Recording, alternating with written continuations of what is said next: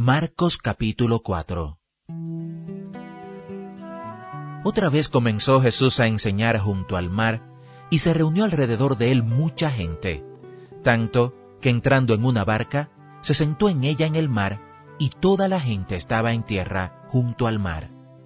Y les enseñaba por parábolas muchas cosas, y les decía en su doctrina: Oíd, he aquí el sembrador salió a sembrar, y al sembrar, aconteció que una parte cayó junto al camino, y vinieron las aves del cielo, y la comieron. Otra parte cayó en pedregales, donde no tenía mucha tierra, y brotó pronto, porque no tenía profundidad de tierra. Pero salido el sol, se quemó, y porque no tenía raíz, se secó. Otra parte cayó entre espinos, y los espinos crecieron y la ahogaron, y no dio fruto. Pero otra parte cayó en buena tierra, y dio fruto, pues brotó, y creció, y produjo a 30, a 60, y a 100 por uno. Entonces les dijo: El que tiene oídos para oír, oiga.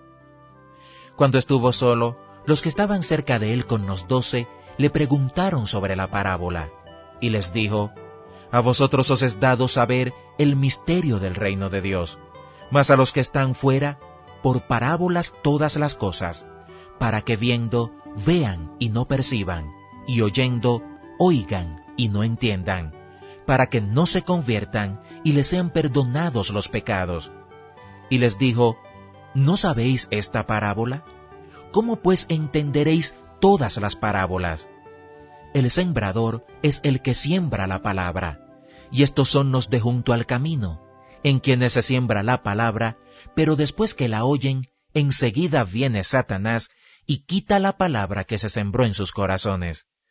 Estos son asimismo los que fueron sembrados en pedregales, los que cuando han oído la palabra, al momento la reciben con gozo, pero no tienen raíz en sí, sino que son de corta duración, porque cuando viene la tribulación o la persecución por causa de la palabra, luego tropiezan. Estos son los que fueron sembrados entre espinos, los que oyen la palabra, pero los afanes de este siglo y el engaño de las riquezas y las codicias de otras cosas entran y ahogan la palabra y se hace infructuosa. Y estos son los que fueron sembrados en buena tierra, los que oyen la palabra y la reciben y dan fruto a 30, a 60 y a 100 por uno. También les dijo: ¿Acaso se trae la luz para ponerla debajo del almud o debajo de la cama? ¿No es para ponerla en el candelero? Porque no hay nada oculto que no haya de ser manifestado, ni escondido que no haya de salir a luz. Si alguno tiene oídos para oír, oiga. Les dijo también: Mirad lo que oís, porque con la medida con que medís, os será medido, y aún se os añadirá a vosotros los que oís. Porque al que tiene, se le dará, y al que no tiene, aún lo que tiene se le quitará. Decía además: Así es el reino de Dios, como cuando un hombre echa semilla en la tierra, y duerme, y se levanta de noche y de día, y la semilla brota y crece sin que él sepa cómo. Porque de suyo lleva fruto la tierra, primero hierba, luego espiga, después grano lleno en la espiga, y cuando el fruto está maduro, enseguida se mete la hoz, porque la siega ha llegado. Decía también: ¿A qué haremos semejante el reino de Dios, o con qué parábola lo compararemos? Es como el grano de mostaza, que cuando se siembra en tierra, es la más pequeña de todas las semillas que hay en la tierra. Pero después de sembrado, crece y se hace la mayor de todas las hortalizas, y echa grandes ramas, de tal manera que las aves del cielo pueden morar bajo su sombra. Con muchas parábolas como estas les hablaba la palabra, conforme a lo que podían oír, y sin parábolas no les hablaba, aunque a sus discípulos en particular les declaraba todo. Aquel día, cuando llegó la noche, les dijo: Pasemos al otro lado. Y despidiendo a la multitud, le tomaron como estaba en la barca, y había también con él otras barcas.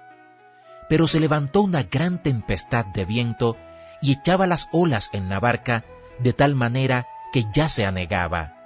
Y él estaba en la popa, durmiendo sobre un cabezal, y le despertaron, y le dijeron: «Maestro, ¿no tienes cuidado que perecemos?»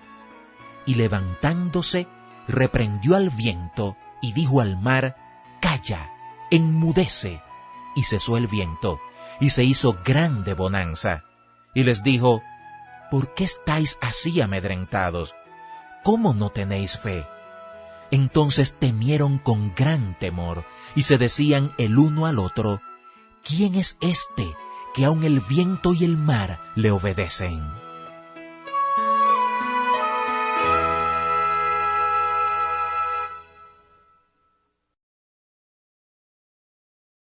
Marcos capítulo 5.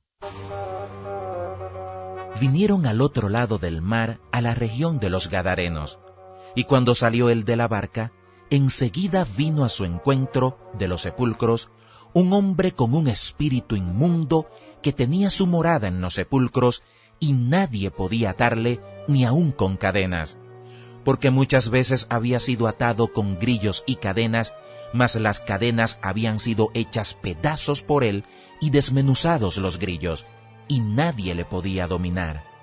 Y siempre, de día y de noche, andaba dando voces en los montes y en los sepulcros, e hiriéndose con piedras. Cuando vio, pues, a Jesús de lejos, corrió y se arrodilló ante él, y clamando a gran voz dijo: «¿Qué tienes conmigo, Jesús, Hijo del Dios Altísimo?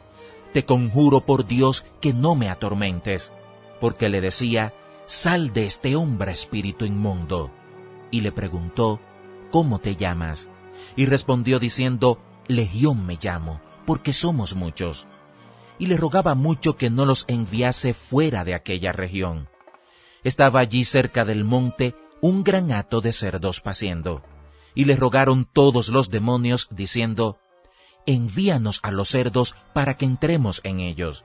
Y luego Jesús les dio permiso. Y saliendo aquellos espíritus inmundos, entraron en los cerdos, los cuales eran como 2000. Y el hato se precipitó en el mar por un despeñadero, y en el mar se ahogaron.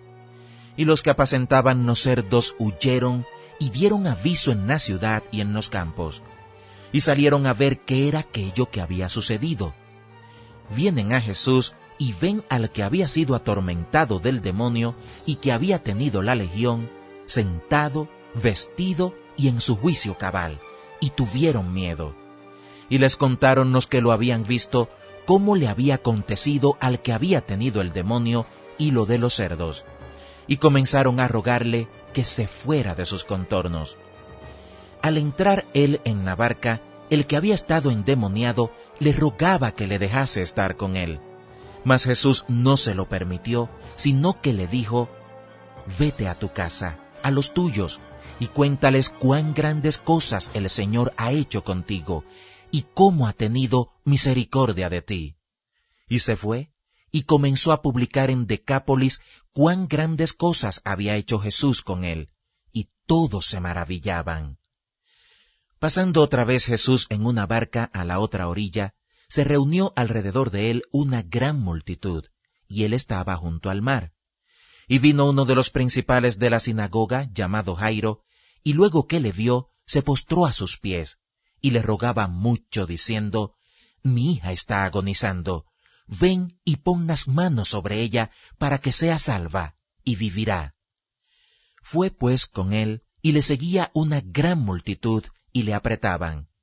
Pero una mujer, que desde hacía 12 años padecía de flujo de sangre, y había sufrido mucho de muchos médicos, y gastado todo lo que tenía, y nada había aprovechado, antes le iba peor, cuando oyó hablar de Jesús, vino por detrás entre la multitud, y tocó su manto, porque decía: «Si tocare tan solamente su manto, seré salva». Y enseguida la fuente de su sangre se secó, y sintió en el cuerpo que estaba sana de aquel azote. Luego Jesús, conociendo en sí mismo el poder que había salido de él, volviéndose a la multitud, dijo: «¿Quién ha tocado mis vestidos?». Sus discípulos le dijeron: «¿Ves que la multitud te aprieta y dices: ¿quién me ha tocado?». pero él miraba alrededor para ver quién había hecho esto.